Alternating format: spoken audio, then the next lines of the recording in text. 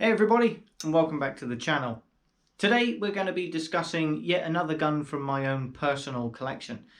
And it's a gun that receives a lot of love and support, really. A bit of a fan favourite with certainly my kids and stuff.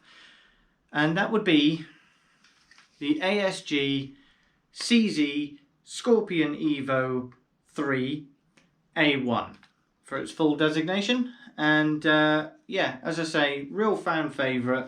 With everyone I've lent it out to, everyone loves using it. And I'm sure you're very familiar with the CZ Scorpion yourselves. If you're watching this video, you would have seen it in video games, probably most notably Rainbow Six Siege, where it's in the hands of Ella, albeit she has the slightly longer carbine version. But to all intents and purposes, very similar sort of platform. Now, obviously the real world CZ Scorpion is a 9mm parabellum chambered submachine gun, used the world over in so many sort of units, military units, not so much special forces I would say, but certainly police units and what have you. And yeah, a little prerequisite to that is it's not actually used by the British, and very, very, very sparingly by the Americans. So take that as you will, but please don't let it detract you from this platform. It's a very well respected gun in the real world, and certainly very, very well respected in the airsoft community. And shall we go through the gun? Let's do it. Now, you'll notice I've put a suppressor on this. The one thing to think about in terms of that is that this is actually running an 18mm counterclockwise, as annoying as that is. So you will need one of the little thread adapters to change it over to your standard 14mm counterclockwise for 99% of the suppressors you'll find on the market. Not a lot of money, couple of quid, you'll have your suppressor. It fits on, replaces the original front end sort of barrel tip, and yeah, does exactly what it says on the tin. Your handguard at the front, very reminiscent of the real thing. As I say, this is an all polymer build, much like the real gun. The only metal you're going to find in it is obviously the internals, the barrel, etc. The handguard at the front, all polymer, a very good level of polymer. Obviously all your Picatinis are pre-molded in with the rest of the handguard. My one gripe with it is that this also forms the battery compartment. It's a front wired gun, and this little line you can see, dividing line where the handguard slides forward, is for the battery insertion. So you'll be needing to remove your suppressor, removing all your thread adapter, etc., and extending all of this lot off the front. That's not my issue. I have no issue with the work involved. It's that tiny battery space that you get. Obviously you have the barrel to consider coming through here as well. We have cutouts and sways for your mock charging handle, which incidentally is interchangeable. You can change it from either side you want, depending on how you charge, or you know which hand you're playing with usually anyway. But all things considered, you get a tiny amount of battery space in this. It's ultimately a little bit pathetic. You can take it through the groove sections. You could run one of those mock PET boxes on one side perhaps, and run a slightly larger battery, but it's something to consider. You're going to have to shop around for batteries for this thing. And being having a MOSFET already installed, this actually is the 2018 version. There's a slightly better, I would say, version available now, the 2020 revision. But either way, all these guns come with MOSFETs, so you're going to be 11.1 LiPo ready, and you're going to want it. This thing will drain the battery given enough chance. But yeah, so battery aside, that's a gripe, I suppose. Like I say, the mock charging handle pulls back. It's interchangeable either side you want it. and pulling it back gives you access to your hop-up adjustment. The hop-up's a little bit funny. It's not your sort of standard rotary wheel. You can see just inside there, you're almost better off with the terms of space and the size of your big chunky fingers. You're better off using an Allen key to turn it. Very good hop-up. Once it's adjusted, it's not going to come out of alignment or anything like that. You're not going to have to worry about adjusting it in game. So one and done with that one.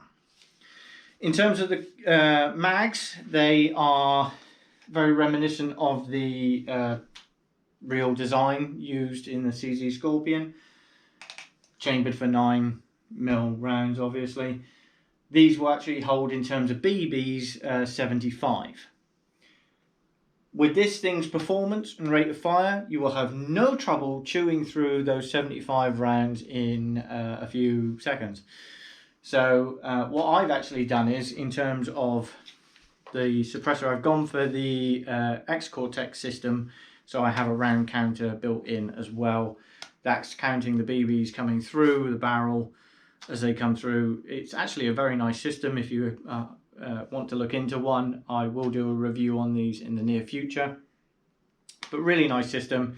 You can set it to what you want and it will count down. Obviously this one is set to 75 and will count down as the rounds go through and flash up when I need to change the mag, or just prior to, as a warning. Mag release is just on the on the trigger guard there. Very nice. You can get a really nice adapter which turns it into a more of an elongated MP5 affair. Something to consider. Controls are ambidextrous.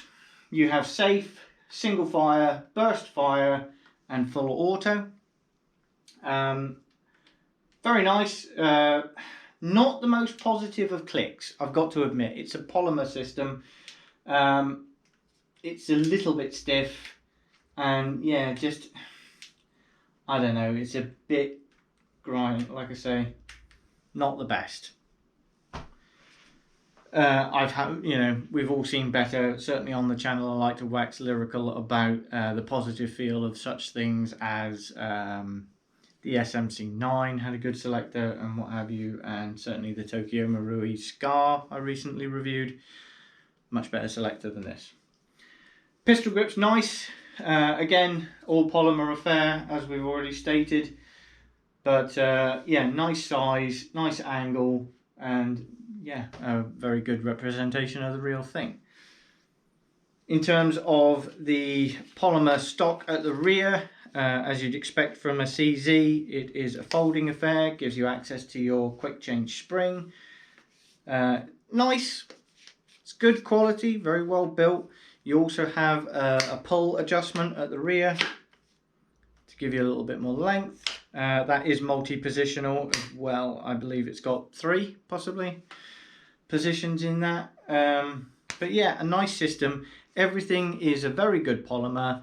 You won't have any trouble mounting optics, as you can see, despite the Picatinny rail being entirely polymer as well. And it's all round a very, very good gun and very well performing. And I've got absolutely no issues I can bring up other than the battery space, really, in terms of negative views. It's a superb performing gun, good rate of fire. FPS is a little shy of 320. I think mine averages around about 318.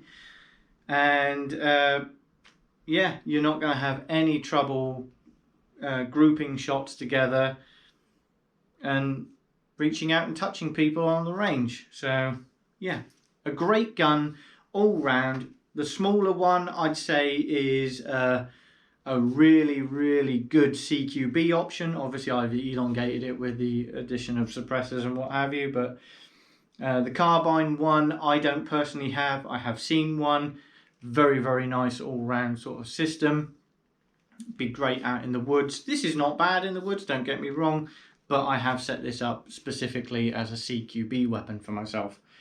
And yeah, like I say, I've lent it out to people. Everyone comes back with nothing but positive vibes via this gun. So that's been my review of the ASG CZ Scorpion EVO3 A1 blah de blah. If you've enjoyed it, if it's been of any benefit to you, if you're considering purchasing one of these, a like and a subscribe as always is very welcome and appreciated. Incidentally, as a side note, if you are looking at the newest 2020 version, that has some improvements to the gearbox which will increase lifespan and what have you, and again is a very nice system to all intents and purposes. But if all you find you can get hold of is 2018, no worries there at all. It's a superb package. Thank you very much for your time, and I'll see you guys in the next one.